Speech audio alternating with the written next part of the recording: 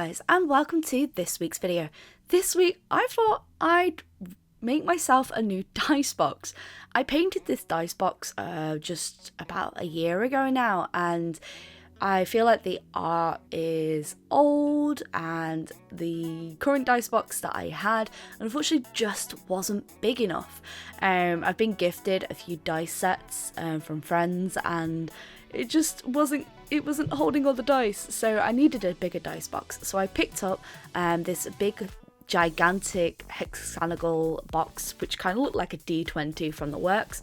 I'm going to be using acrylic paint and washi sheets, and all the equipment I will be using is listed down below. And I thought I'd use this video to give you guys a bit of an update and some D&D story time with my D&D characters.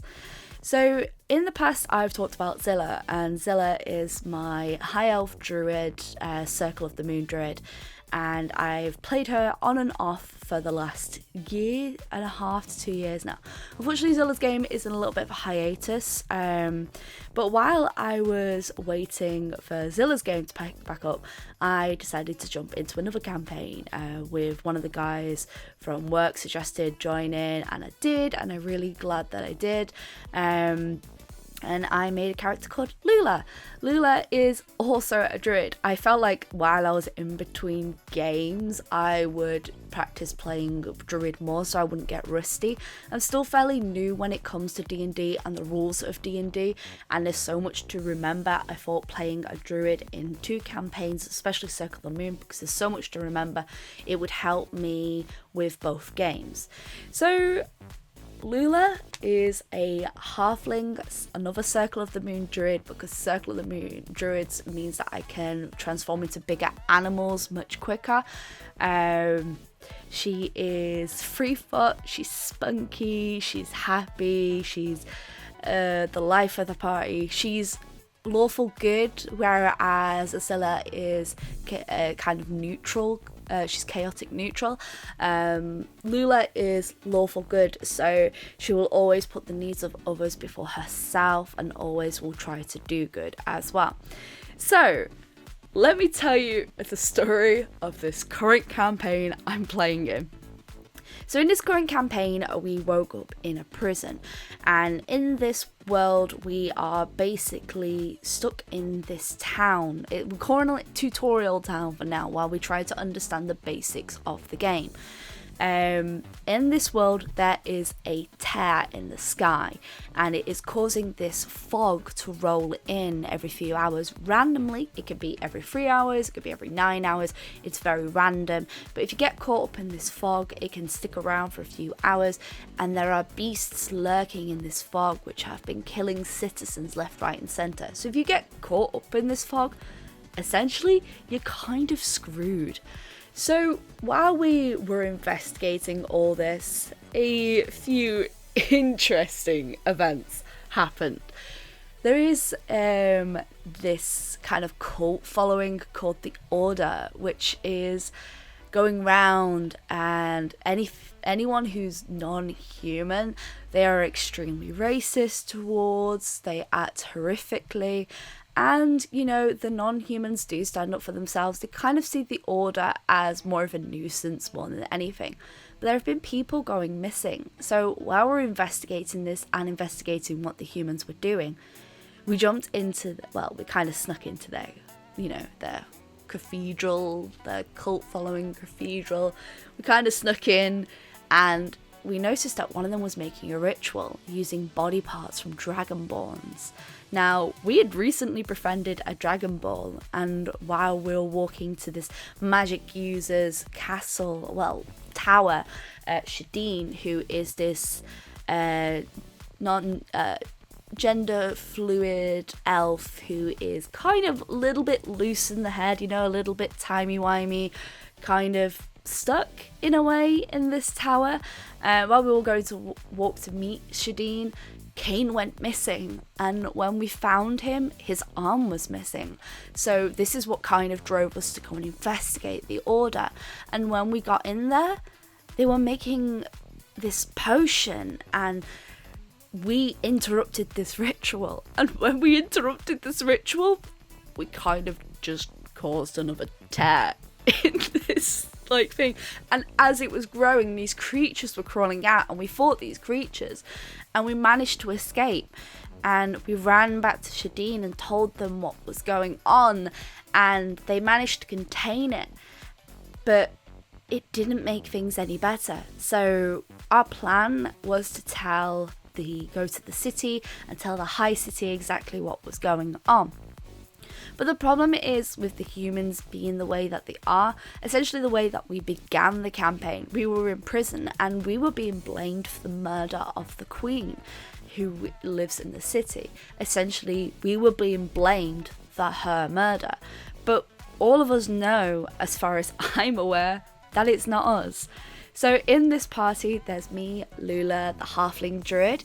You've got Michael, a bard. I can't quite remember exactly what species it is. It's been brought up twice in the few months that we've been playing. But I know he's a bard, he's a little bit kooky, and he's from the Feywild. You have Larissa, our resident rogue, who has these like dagger-like fingers, and she's a tiefling. She's very beautiful. You've got Thatch, who is a little bit cut in within himself. He has this mask that he carries around. I think his deity is a deity of death. We're not entirely sure. We don't know that much information. You've got Nat, who is a changeling, who is very, very, very fun and likes to poke the dead bodies as we're walking past them. And then you've got Sval, who is a dwarf cleric, who is very good and wants to follow order as well. So we're quite a mixed group. There are some people who are a little bit don't want to do what we're doing, and then we've got others who want to do good and pass this information on. So we're kind of a mixed group. So the reason why I wanted to tell this D&D story time, not only to give you a little bit of backstory of what's going on, is in the last 2 sessions things have gone absolutely crazy. So I told you obviously about this whole thing with the order. So we managed to acquire a house, and this house had these dead tieflings in, which we sorted out, and we found a diary of this woman who was completely obsessed with the blue tieflings. She wanted to keep blue tieflings. She wanted them. They're lovely. They're hers. And while we're sat in the house, we've got this goblin called Mendy, and he's doing work for us. And our master plan is to turn the house into a flying machine so we can fly to the city. I think it's a complete and utterly crazy plan, but it's what we're going with. And we're working on doing that currently. So in the last 24 hours of this game, we had gone back to the prison to go and collect gold from the dwarf that escaped with us from the prison, but unfortunately he got caught by one of these monsters. And while we're doing that, there is one of the monsters still scuttling around the tower, and we end up fighting it. Thatch ends up having this thing go right through his stomach. It's got these spiky barbed legs. It is, we're all fighting to keep him alive. We get him to live. He's having a bit of a rough day, so we go back to the house. And and some of us decide, we're going to go for a nice bath and relax and wind down. We have a giggle in the bath. It's actually hilarious. I turn into a shark, scare everyone out of the bath so we can have a great time. And we go back to the house, and, everything seems normal. And there's a knock at the door. And it's this hooded figure there. And Lula is like, "Hey, how are you?" And they seem startled and start to walk away. And I'm like, "Hey, no, who are you?" It's like a random person who's knocking at our door. Lula wants to know who this is, make sure that they're okay, see if they need any help. One thing led to another, and we start chasing this hooded figure, and there's a fight that breaks out, and Larissa gets stabbed with this dagger. And as they fall off the roof, Lula casts Entangle, and this person's entangled. And I'm like, "Hey, I don't want to hurt you. I just want to talk." And this person just dies. We've not caused any, it's not had any damage to it. It just dies. And we're like, well, that's new. We heal up Larissa and we go back, and we're having a nice slumber party. Everything's fine. And in the middle of the night, Larissa wakes up. and she goes over to Thatch his bed. Now Lula sees all this and she's just thinking, they're gonna kiss, or maybe more, because they have a very strong relationship, Larissa and Thatch. And no, Larissa kills Thatch in his sleep, which makes Lula go into bear mode, pin Larissa down, and Larissa's been possessed. And you can tell because she has the same white film over her eyes that this tiefling had when we saw them. And we put one and one together, and Larissa had been possessed, and she suddenly wakes up and she's like, I didn't do it. I did not do this. And I'm like, no, it's okay.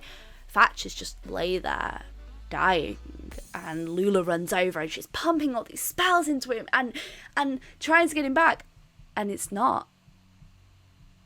Thatch is dead. The party is in shock, in horror. We're having to be dragged away. Lula has been having to drag away because she's trying to dump all of her magic into him to revive him, and it's not working. And the party is like, what? What just happened? What? And suddenly a hole opens. He's dragged back into the hole, spat back out of the hole, and where his neck was cut, there is a black fine line, and his eye is now missing. And he is angry. So there's going to be a party fight. Lula's holding onto him, begging him like it wasn't Larissa's fault. And Larissa is like in shock, in horror. Nat's trying to comfort. Sval has gone back to bed, and Michael, being Michael, is just like, this is amazing. They're fighting. This is fantastic. And we managed to calm him down. Larissa and Nat leave the house to go to the pub, and Thatch locks himself in the basement, angry, screaming. And Lula falls asleep at the top of the stairs. So out of game, we decided what we were going to do is we were going to have like a conversation so that we could solve this conflict. And in the next game, we were going to get the magic orbs that we needed to transform this house into what we needed so that we could leave this town. Because we've been in this town for a few months now. And we all kind of want to get out and explore the world, but the fog is kind of stopping us at this point. So the next day, Lula's the first one that's awake. They've had this wonderful conversation, Thatch and Larissa. They've made up. She's sat in the kitchen, Lula. She's just having a cup of coffee. Mendy comes in, a little goblin, is asking me how the thing's going and everything like that. And I'm like, yeah, tell him what's going on. And Larissa comes in, and we're having a conversation. And Mendy walks out. And Sval was like, can you show me how to use the coffee machine? Mendy's like, sure. And then they come back in, and Mendy asks me again what's happening. And I'm like, wait, what? What's going on? So me thinking, after what happened the day before of this crazy lady coming and running and stabbing Larissa, I thought maybe there's a double. So I run upstairs, I'm going to check, I'm checking all the rooms, there's no one around. And it becomes obvious that we're stuck in a time loop. And we're like, what the hell? So, what are we going to do about this time loop? We seemingly are the only people who are not involved in this time loop. And we're checking outside, and everyone seems to be stuck in a 10-second to 60-second time loop. It's random when it happens. So we're going to go and see the only high magic user that we know, Shadeen. We run to this tower, and Shadeen also is not stuck in this time loop. They are explaining to us that essentially the time god is annoyed that the lifetime that he was owed, Thatch, he didn't get. So we run to the temple and we start praying to the time god. It's Lula, Thatch and Sval, and we're praying to this time god, and while we're praying, our souls kind of are taken to another realm, and it's in front of this time god. We make our appeals to the time god, and to no effect. He wants several lifetimes. He's annoyed. Thatch can't give him what he wants. Sval's soul is owed by another, which leaves Lula. Lula is terrified at this point. This basically means that her character's gonna die. This is the end of her campaign. And he goes, "You two aren't enough. There are more that I can have." So he sends Thatch and Sval away and brings in Larissa and Shadeen. And at this point, because we have seen specific signs throughout the game that maybe Shadeen isn't all who they seem, we're all like in the group chat going, Shadeen's gonna die. Shadeen is gonna die. And there are several conversations that pan out, and Lula says that she will sacrifice herself for the team. And the Time God goes, "I've made my decision." Clicks his fingers, and we're back in the temple. And me and Larissa are there, and we run to Shadeen's tower, and we run, and we're like, Shadeen, oh my gosh. And we run into the tower, we get up there, and Shadeen's crying and goes, "It's not me." And as they say that, we turn around, and Larissa starts turning to dust and swears at the Time God, and they're gone. Party death. Character death. What? So basically, we are waiting for the next game at this point. It's been mental. Absolutely insane. Oh my gosh, I just had to get this off my chest because this game has been so insane that it's been a whirlwind of events, and I cannot wait to tell you more of Lula's adventures, and maybe in the future I can tell you more of Zilla's adventures as well. But I hope you guys have enjoyed this small story time while I'm painting my new dice box. I thought it would be very fitting. For a full list of equipment that I have used, it will be listed down below. But I'm really happy with my new dice box, and I cannot wait to play more adventures with Lula. I've had so much fun with this character. It's unbelievable. Let me know your stories with D&D down below. I hope you guys have enjoyed this video. Maybe like, comment if you're new, subscribe if you wish to see more content. But as always, folks, stay creative.